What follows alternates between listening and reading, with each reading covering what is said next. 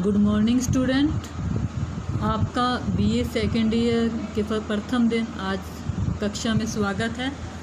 तो कक्षा में प्रथम दिन मैं आपके साथ पाठ्यक्रम के बारे में चर्चा करना चाहती हूँ कि आपको पता होना चाहिए कि आपके बीए सेकेंड ईयर राजनीति विज्ञान में कौन कौन से पेपर हैं, क्या नाम है और पूरे वर्ष में आपको किन किन विषयों के बारे में जानना है। तो इसी जानकारी के साथ आज हम हमारे शैक्षणिक सत्र 20-21 के पहले दिन की शुरुआत करते हैं। आपका राजनीति विज्ञान का पहला पेपर है तुलनात्मक शासन एवं राजनीति।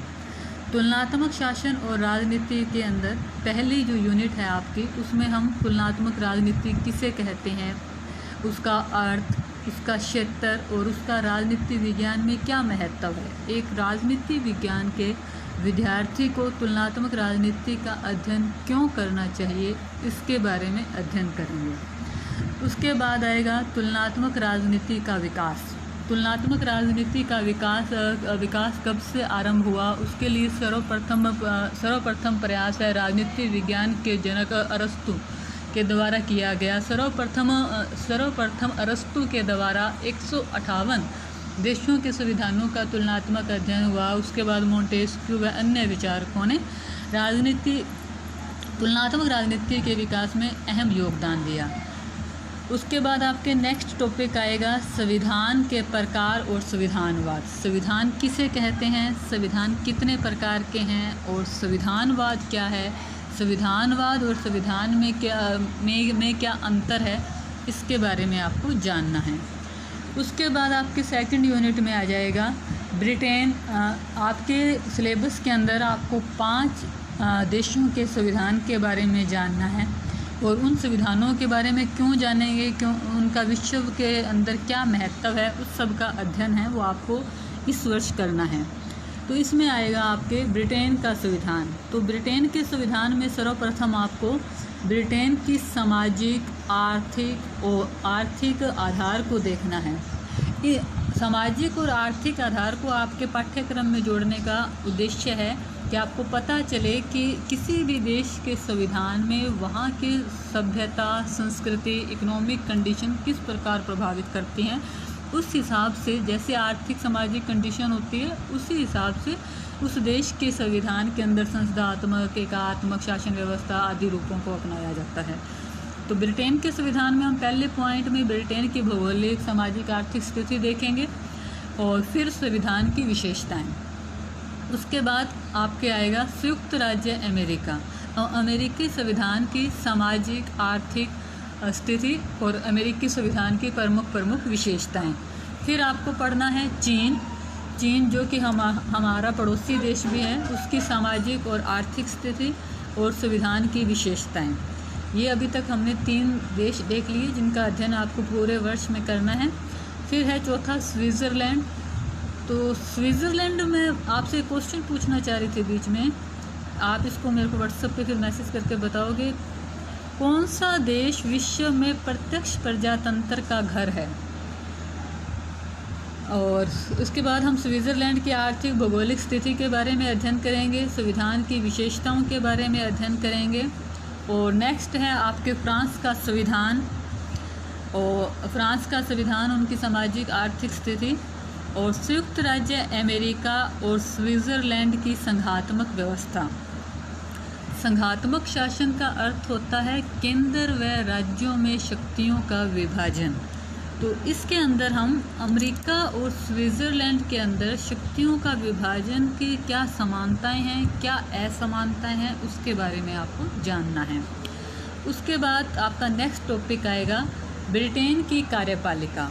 इसमें ब्रिटेन के अंदर जैसा कि हमें पता है राजतंत्रात्मक गणतंत्र है, तो वहाँ के सम्राट और राजमुकुट, ब्रिटेन का मंत्रिमंडल, प्रधानमंत्री, उसके बारे में पढ़ेंगे। फिर आपको अमेरिका की कार्यपालिका है, अमेरिका की कार्यपालिका, फ्रांस की कार्यपालिका और स्विट्ज़रलैंड। क्योंकि मैंने पहले ही कहा आपको कि स्विट्ज़रलैंड जो विशेष संविधान है उनको आपके पाठ्यक्रम में शामिल किया गया है। तो जो स्विट्ज़रलैंड है वो अपने आप के अंदर एक अनोखी कार्यपालिका रखता है, बहुल कार्यपालिका। तो उसके बारे में देखेंगे। उसके बाद आएगा व्यवस्थापिका।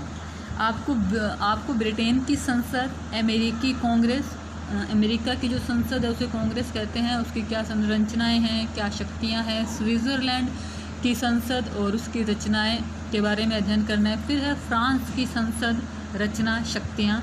और चीन की व्यवस्थापिका, चीन में जो व्यवस्थापिका है उसे राष्ट्रीय जनवादी कांग्रेस कहा गया है।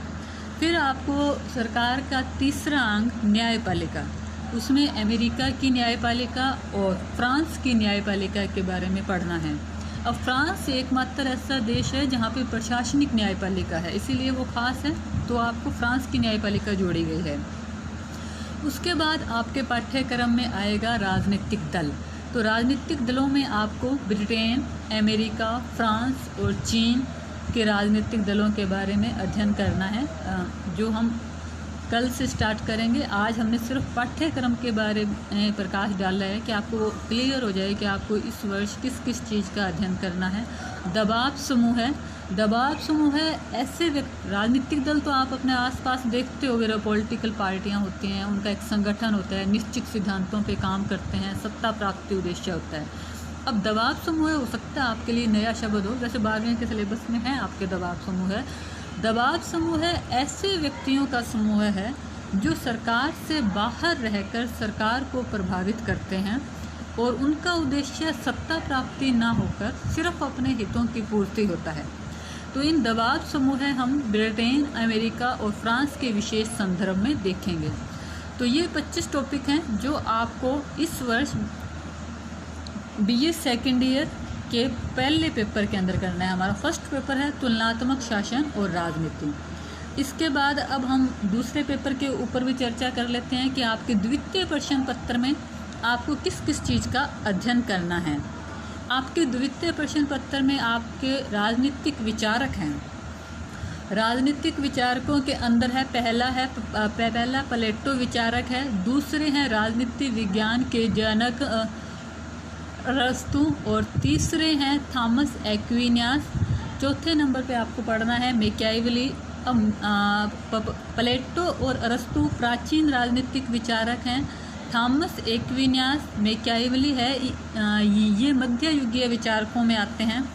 थॉमस हॉब्स, लॉक और जीन जैक्स रूसो, ये तीनों विचारक समझौतावादी विचारक हैं। इन्होंने राज्य की उत्पत्ति के संबंध में विचार दिए और बताया कि राज्य की उत्पत्ति कोई दैवीय सिद्धांत नहीं है, वरन राज्य की उत्पत्ति समझौते का परिणाम है। उस समझौते का क्या स्वरूप था, प्राकृतिक अधिकारों के बारे में, और उसमें हम आगे डिटेल से पढ़ेंगे। तो ये आपके 3 विचारक समझौतावादी हैं। फिर आपके 2 विचारक आएंगे, जेरेमी बेंथम और जॉन स्टुअर्ट मिल, ये दोनों उपयोगितावादी है। अब उपयोगितावाद क्या है? उपयोगितावाद का अर्थ होता है कि अधिकतम व्यक्तियों का अधिकतम सुख सिद्धांत के ऊपर ये उपयोगितावाद आधारित है। मतलब जिस कार्य के अंदर व्यक्ति को सुख की प्राप्ति होती हो वो कार्य सही है। इसी विचार का प्रतिपादन है वो जेरेमी बेंथम और जॉन स्टुअर्ट मिल के द्वारा किया गया है। उसके बाद आपके नेक्स्ट विचारकों में आएंगे कार्ल मार्क्स। कार्ल मार्क्स हैं वो साम्यवाद के जनक और वैज्ञानिक समाजवादी माने जाते हैं। कार्ल मार्क्स के बिना आधुनिक राजनीति विज्ञान अधूरा है। तो इसके अंदर हम कार्ल मार्क्स के प्रमुख जो 6 सिद्धांत है, द्वंद्वात्मक भौतिकवाद, अतिरिक्त मूल्य का सिद्धांत, इतिहास की आर्थिक व्याख्या, राज्य विहीन वर्ग विहीन समाज के बारे में अध्ययन करेंगे। उसके बाद है जीन बोंदा। जीन बोंदा का राजनीति विज्ञान में अहम स्थान है। जीन बोंदा के द्वारा संप्रभुता का सिद्धांत प्रतिपादित किया गया। संप्रभुता का अर्थ है सर्वोच्च शक्ति, अर्थात राजनीति विज्ञान अर्थात राज्य की वो शक्ति, कोई भी राज्य अपने आंतरिक और बाहरी मामलों के अंदर स्वतंत्र होगा और उसके अंदर किसी प्रकार का हस्तक्षेप नहीं होगा, वह संप्रभु है। और इस संप्रभुता का सर्वप्रथम विचार जीन बोंदा के द्वारा दिया गया। उसके बाद आपके लास्ट यूनिट में आएंगे महात्मा गांधी। महात्मा गांधी जैसा कि हम सबको पता है हमारे भारत के राष्ट्रपिता हैं और उनका विश्व राजनीति के अंदर भी अहम योगदान है। उन्होंने इस राजनीति विज्ञान को सत्य, अहिंसा, सत्याग्रह, ट्रस्टीशिप का सिद्धांत दिया है। तो ये जो हमारा दूसरा पेपर है, इसके अंदर हम पाश्चात्य और भारतीय विचारक देखेंगे जिनका राजनीति विज्ञान में अहम योगदान रहा है। तो इसके अंदर ये हमारे 12 विचारक हैं। पहली यूनिट में दो विचारक हैं, प्लेटो और अरस्तु। दूसरी यूनिट जो मध्यवर्गीय युग की है, तो उसमें भी 2 विचारक हैं, थॉमस एक्विनास और मैकियावेली। तीसरी यूनिट में 3 हमारे समझौतावादी विचारक हैं, थॉमस हॉब्स, जॉन लॉक और रूसो। और चौथी यूनिट के अंदर Jeremy Bentham, John Stuart Mill और कार्ल मार्क्स हैं। और 5वीं यूनिट में जीन बोंदा और महात्मा गांधी है। तो आज हमने चर्चा की कि हमें हमारे राजनीति विज्ञान के जो 2 प्रश्न पत्र हैं उनमें किन किन टॉपिकों का अध्ययन करना है। तो इसके अंदर हमारे पास प्रतिनिधि राजनीति विचारक और तुलनात्मक राजनीति। अगर अब तो सारी शॉप्स खुली हैं, आपको अपने पड़ोस में अगर आसपास से कहीं भी बुक उपलब्ध हो तो आप पुखराज जैन या BL फड़िया की बुक ले सकते हैं प्रतिनिधि राजनीतिक विचारकों के लिए। तो इनकी लैंग्वेज अच्छी है, इजी वे में आपको इजी लैंग्वेज में समझ आ जाएगा। तो प्रतिनिधि राजनीतिक विचारक के लिए दोबारा रिपीट कर रही हूँ मैं, पुखराज जैन और BL फड़िया में से कोई भी आप बुक ले सकते हैं। और तुलनात्मक राजनीति की बात करें हम, तो तुलनात्मक राजनीति में आपके लिए सर्वश्रेष्ठ बुक रहेगी OP गाबा की है। OP गाबा ने तुलनात्मक राजनीति में बहुत अच्छा लिखा है। और OP गाबा की BL फड़िया की बुक भी आती है। लेकिन जैसा कि राज्य सरकार भी हमें कंपटीशन एग्ज़ाम प्रतियोगिता दक्षता कार्यक्रम चलाया था और हमें BA के साथ साथ ही प्रतियोगी परीक्षा के लिए तो तैयारी करवाना चाह रहे हैं, और हम भी अपने भविष्य को ध्यान में रखते हुए मैं आपको सजेस्ट करूं तो OP गाबा ही सजेस्ट करूंगी।